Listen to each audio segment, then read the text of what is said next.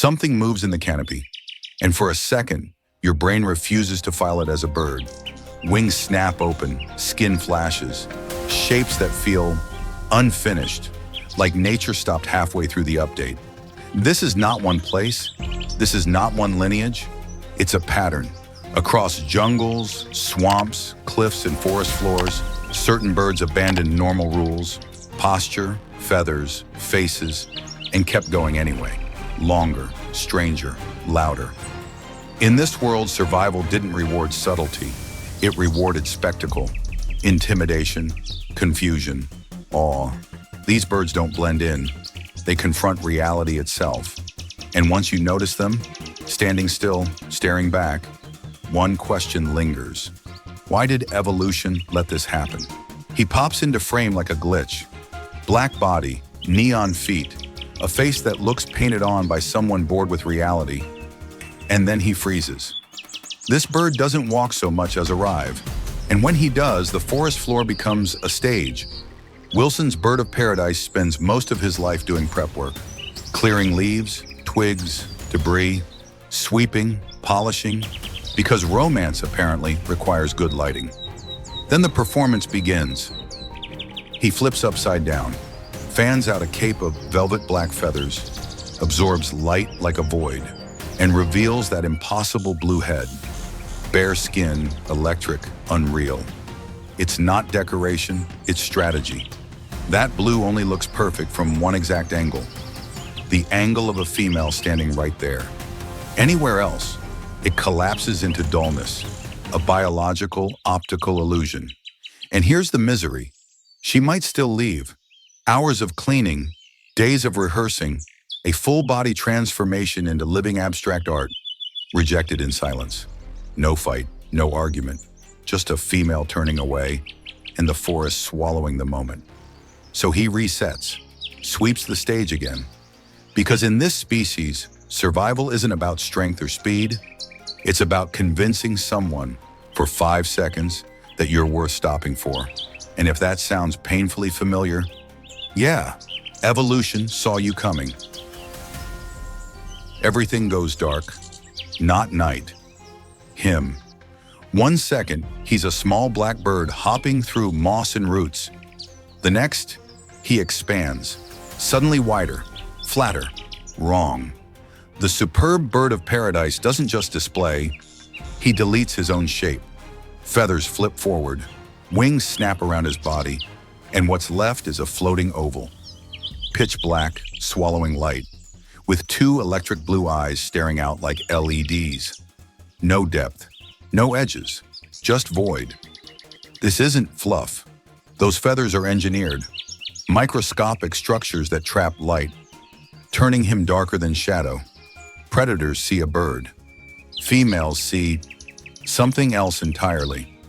Then the movement starts. Sharp, mechanical.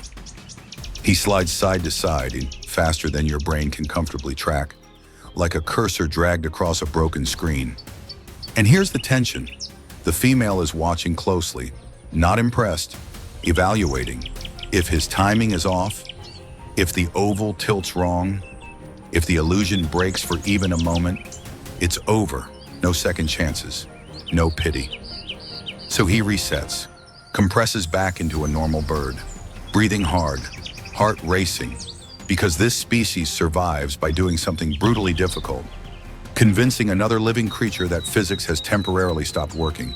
And somewhere nearby, another male is warming up, ready to disappear even better. High above the ocean, something floats that shouldn't. Long wings, razor angles, no effort, just hanging there, like gravity forgot its job. This is the magnificent frigate bird. All wings, no mercy. He barely lands, can't swim, can't even waterproof his feathers properly, which means if he hits the water, that's it. So he cheats, he steals. While other seabirds work for a meal, diving, splashing, struggling, the frigate bird waits overhead, patient, watching. Then the ambush, a sudden dive, a shadow, relentless pursuit. He harasses another bird midair, snapping, screaming, crowding its space, until the victim panics and drops its catch, and the frigate bird catches it before it hits the ocean. 0 calories burned on fishing, maximum profit. But then comes the truly alien part, breeding season, and the male inflates something impossible. A throat pouch, bright red, balloons outward like a biological emergency signal. Glossy, unmissable, completely absurd. He throws his head back, vibrates his wings, and waits. The pouch isn't just for show, it amplifies sound, turning his calls into deep, hollow drums that travel across the sky. A flying signal flare with a heartbeat. And here's the risk.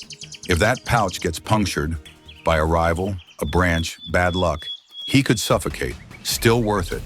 Because in this species, survival favors the bird willing to fly forever, never land, and gamble everything on one red, swollen moment of attention. And somewhere below, another bird just dropped lunch. Nothing moves. The swamp is quiet, too quiet, and then you realize it's been staring at you the entire time. The shoebill doesn't hunt like a bird. It waits, tall, rigid, motionless enough to feel accidental, like a statue someone forgot to explain. That face doesn't help. A bill shaped like a clog, eyes locked forward, unblinking, no curiosity, no warmth, just assessment. Minutes pass, sometimes hours, then violence. The shoebill explodes forward in a single step, neck snapping down with terrifying precision. And whatever was breathing in that water stops immediately. Fish, eels, even young crocodiles. No chase, no drama, just one decisive correction to the ecosystem. And here's what makes it unsettling. That bill isn't clumsy, it's surgical. The edge is sheer, the hook grips, the head shakes until bones fail. Then stillness again, reset. Socially, it's worse. Shoebills don't flock, don't chatter. They tolerate one another like co-workers who communicate exclusively through silence. Even courtship is minimal. A slow bow, a bill clatter that sounds like someone knocking on a hollow door. Once, no dance, no display. Because this bird doesn't need to impress, it outlasts. In a world of noise and motion, the shoebill survives by becoming something ancient, patient, and deeply uncomfortable to be watched by. And when it finally blinks, you feel like you've been forgiven or spared. Somewhere nearby, the swamp exhales and something else stops moving. It bursts from the forest floor like a ghost. Ash gray feathers, red legs, wings flung wide, not to fly, but to warn. The kagu looks fragile, soft, almost decorative. It is not. This bird lives only on one island, New Caledonia, and it walks everywhere like it owns the place. Because it kinda does. The kagu barely flies, doesn't migrate, doesn't rush. Instead, it patrols the forest like a cautious landlord, stepping slowly, listening for movement, tilting its head like it's solving a riddle the dirt just whispered. Worms, snails, insects trying to stay quiet. Then the threat response kicks in. Wings snap open, revealing bold black and white bars. A sudden visual shock where there was none before. Tail up, body low, a living warning sign. Predators hesitate. That pause matters. And here's the tragedy. For millions of years, it worked perfectly. Then mammals arrived. Dogs, cats, rats, things that don't respect warning displays or ancient agreements. So the kagu adapted the only way it could. Extreme vigilance. Pairs for life, slow reproduction, total commitment. When two kagus bond, they don't separate. They walk the forest together, year after year, defending territory like an old married couple who refuse to move. No flash, no chaos, just endurance. And that's what makes it feel alien. In a world obsessed with speed and spectacle, the kagu survives by staying quiet, loyal, and just strange enough to be underestimated. Somewhere in the undergrowth, a footstep pauses, and the forest waits to see who noticed first. It strides into view like it missed a meeting, long legs, upright posture, feathers slicked back, like a lawyer who switched careers mid-life. This is not a bird that flies first, it walks. The secretary bird hunts on foot, stalking grasslands step by step, scanning for movement like it's reading fine print written by snakes. And when it finds one, there's no hesitation. The legs lift, slow, deliberate, then come down with force, hard, repeated, relentless. Those kicks can break spines, crush skulls. Even venomous snakes don't get a warning, just a rapid series of stomps until the argument is over. It looks ridiculous, until it isn't, because this bird is built for it. Dense bones, shock-absorbing joints, scales on its legs thick enough to deflect fangs. Flying predators strike from above. Secretary birds prosecute from the ground, and the alien part, it walks back afterward. No celebration, no display. Just a tall figure moving through grass, feathers rustling, like violence was just another task on the schedule. Breeding season doesn't soften them either. They build massive nests, reused, repaired, expanded, year after year, like long-term infrastructure projects. Because this species doesn't improvise, it plans. And as it disappears into the savanna, you realize something unsettling. In a landscape full of claws and teeth, the most effective hunter is the one that learned how to walk calmly and kick with purpose. Somewhere in the grass, something moves, then stops. A flash of green slips between branches, then stops, hanging in the air like a paused thought. The resplendent quetzal doesn't enter scenes. It appears. Emerald feathers catch light and bend it. Gold, blue, unreal, while a chest the color of fresh blood refuses to blend into anything. And then there's the tail, long, impractical, trailing behind like the world forgot to crop the frame. This bird lives in cloud forests, wet, cold, dim, where flying is work and visibility is optional. So evolution did something reckless. It made him beautiful anyway. The tail doesn't help him fly.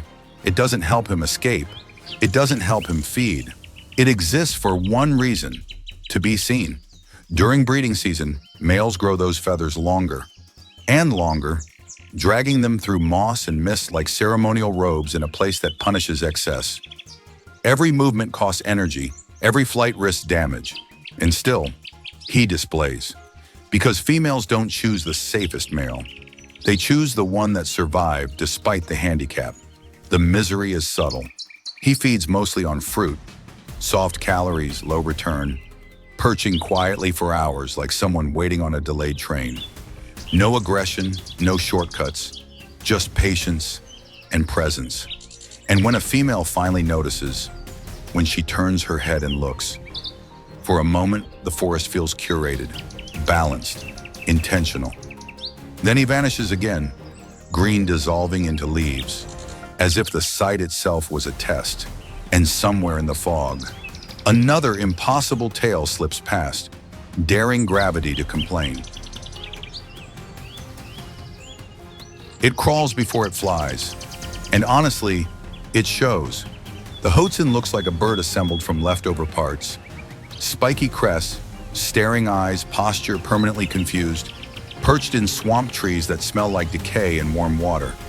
And then there's the smell. This bird eats leaves, not fruit, not insects. Leaves, which means its digestive system works like a cow's.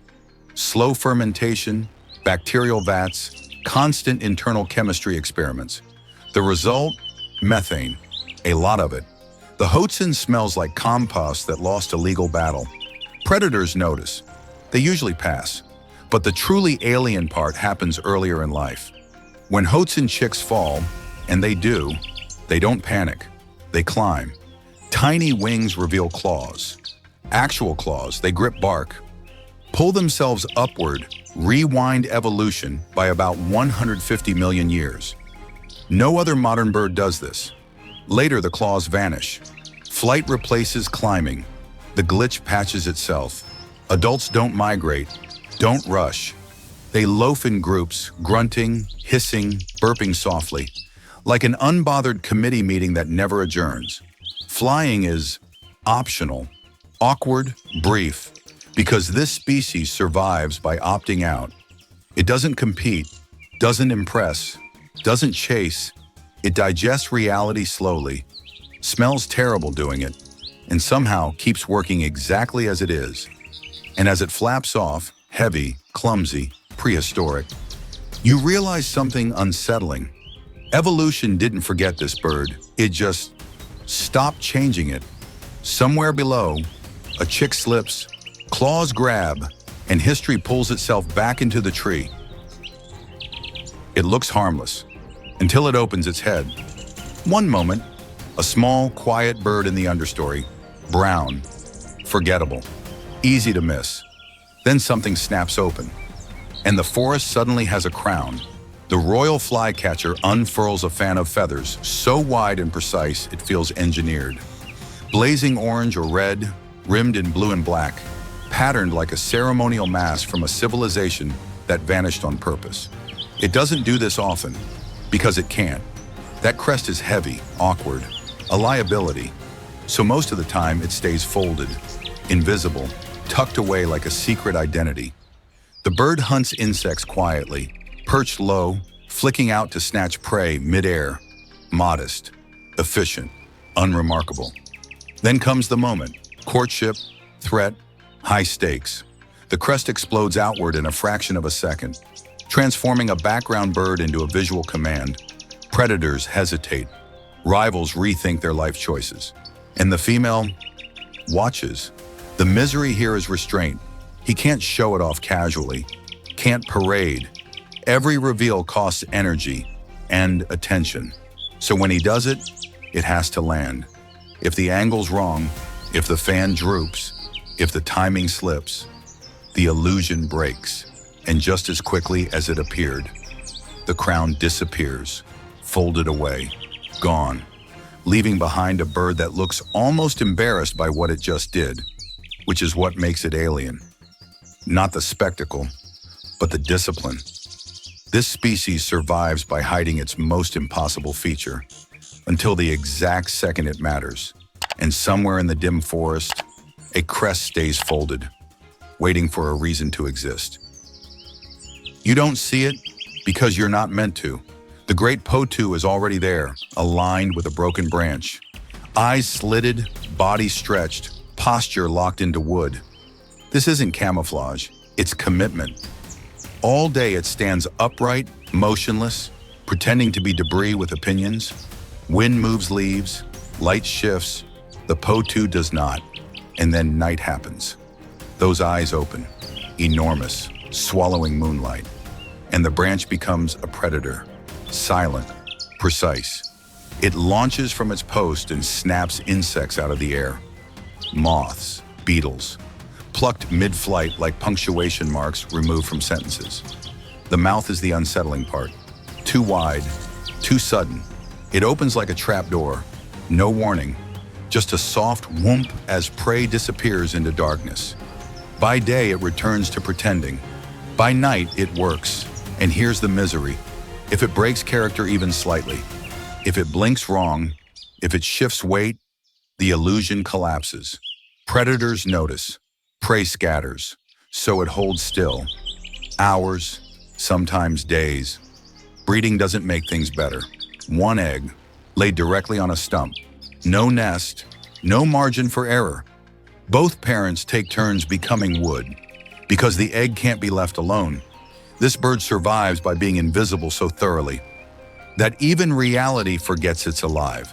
And when dawn breaks, and you swear that branch just moved, it didn't. It's been watching you the entire time. The cave breathes, and then the noise starts. Shrill, metallic, echoing off stone, like alarms arguing with each other in the dark. This isn't bats, it's birds. Oil birds don't live in trees, they live in caves, deep, lightless, dripping places where vision is useless and silence would be safer. So they did something reckless. They learned to see with sound. Clicks fire from their beaks, rapid, sharp, bouncing off rock walls, mapping space in real time. Not as refined as bats, but good enough to fly through pitch-black tunnels without touching a thing. Wings beat, echoes answer. By day, they cling to cave walls in writhing clusters, red eyes open, staring into nothing, smelling faintly of fruit and oil. Hence the name. By night, they pour out of the cave mouth like smoke reversing direction, heading for fruiting trees miles away. And here's the uncomfortable part. Their chicks get fat, obscenely fat. Parents feed them oily fruit pulp until they resemble living sacks, so rich and fat that humans once rendered them for oil. Fuel, light. The misery is constant. Darkness, noise, crowding. But it works, because in a world where predators hunt by sight, oil birds opted out of daylight entirely.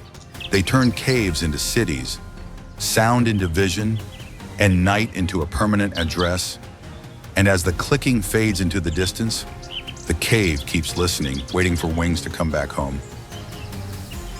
It stands there, too tall, too bald, too honest. The marabou stork looks like a bird that gave up pretending. Bare head, sagging throat pouch, legs like stilts borrowed from a nightmare. This isn't ugliness by accident, it's hygiene. That naked head keeps blood and bacteria from sticking while it feeds. Because this bird eats what's left after everyone else is done, pretending not to look. Carcasses, rot, things with a smell. The marabou waits at the edge of disaster. Dumps, slaughterhouses, drying riverbanks. Motionless, patient, letting time do the work. When flesh softens, when defenses fail, it steps in. The bill is massive, blunt, practical, built for tearing, not finesse. No chase, no kill, just cleanup. And the unsettling part, they understand timing. Marabou gather where death is about to happen. Following droughts, migrations, human activity, reading landscapes like calendars. They don't rush, they arrive early. Breeding doesn't soften them. Nests are high, exposed. Chicks stare with ancient eyes, learning fast that this world doesn't offer comfort. Only opportunity. Even flight feels wrong. Huge wings lifting that grim silhouette into the sky like something unfinished leaving the scene. But here's the truth. Ecosystems need this bird. Cities benefit from it. Diseases don't spread because it exists.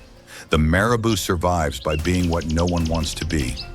Present when things fall apart, unbothered by disgust, willing to eat reality exactly as it is. And as it settles back down, hunches, waits, you realize something uncomfortable. Nature didn't make this bird ugly. It made it necessary.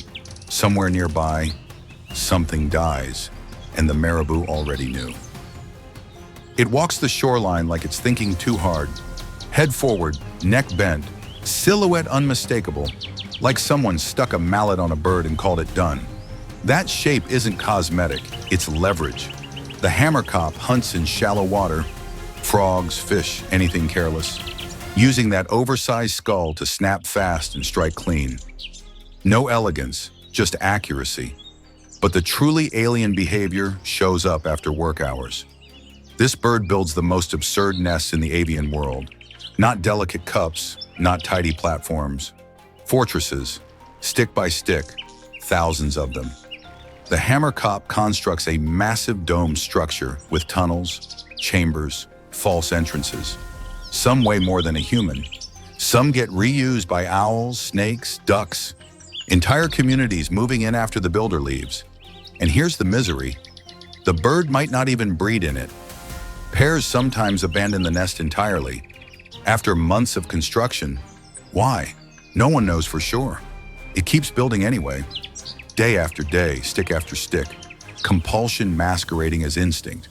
Local cultures noticed, feared it, worshipped it, associated it with storms, spirits, bad luck, because anything that obsessed must know something others don't. Socially, it's awkward, solitary, quiet, but when threatened, it explodes. Wings spread, crest raised, screaming like it's offended by existence itself. This species survives by overbuilding, preparing for futures that may never arrive. solving problems before they exist. And as it places yet another stick, adjusts the angle, steps back to assess, you recognize the feeling, that urge to prepare, to build, to make something solid, just in case. Somewhere near the water's edge, a nest grows larger, and no one is quite sure who it's really for. The forest goes quiet, not empty, alert. Something heavy moves between trunks, slow, deliberate, feathers absorbing light instead of reflecting it. Then you see the helmet. The southern cassowary doesn't look evolved. It looks installed. Jet black body, electric blue skin, a face like warning paint, and legs, thick, muscular, ending in a claw curved like a knife. That claw isn't decoration. Each foot carries a dagger, long enough to open muscle, capable of disemboweling predators, dogs, even people who got the distance wrong. This bird doesn't bluff, it finishes conversations. And the irony, it's mostly a fruit eater. Cassowaries wander rainforest corridors, swallowing massive fruits whole. Seeds too large for any other animal to handle. They digest the flesh, then redeposit the future of the forest miles away. No cassowary, no trees, but they don't advertise this service. They walk alone. They avoid contact. They radiate do not approach like heat. Breeding makes it stranger. Females lay egg and then leave. Males incubate. Males raise the chicks. Males do everything, while the female disappears back into the forest to start over. The misery is vigilance, constant awareness, no margin for error. One wrong step, one cornered moment, and the forest remembers why this bird survived when others didn't. Because the cassowary isn't fast evolution, it's old evolution, a living border between birds and something earlier, heavier, less forgiving. And as it turns its head, slowly, fixes you with one unblinking eye, you understand, this isn't a bird you watch, it's a bird that allows you to leave. It emerges from the canopy like a rumor, all black, all shadow, and then the throat drops. Not a feather, not a pouch, a cord. The long, wattled umbrella bird carries a fleshy wattle that hangs down its chest, absurdly long, swinging slightly as it moves, like something that should not be externalized. And yet, here it is. Most of the time, the bird stays quiet, still, perched high, watching fruit trees like a patient investor. Then breeding season arrives, and the sound begins. A deep, hollow boom rolls through the forest. Low frequency, chest rattling, less bird, more distant engine. That wattle inflates, resonates, turning the bird into a living subwoofer. The display isn't frantic, it's controlled. Minimal movement, maximum presence. Females don't rush in, they listen, because that sound carries information, size, strength, lung capacity, traits you can't fake with color or speed. This is honesty, broadcast slowly. The misery is the cost. That wattle is heavy, it catches branches, it announces him to predators. Outside the breeding season, it shrinks, retreats, as if the bird itself is embarrassed by what it becomes when attention is required. Flight is labored, travel is cautious.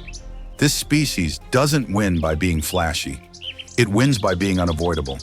And as the booming fades, echoing through fog and leaves, the forest holds the vibration a little longer, as if remembering something large once passed through. Somewhere above, a shadow settles, and the wattle hangs, waiting for the next time silence isn't enough. They don't belong to one place, or one moment in time, and that's the point. Across forests, swamps, cliffs, and caves, these birds followed evolution past usefulness, past comfort, into something stranger, louder, more honest.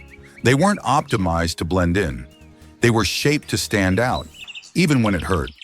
Excess feathers, unnecessary weight, rituals that risk everything. And somehow, it worked, because survival isn't always about efficiency.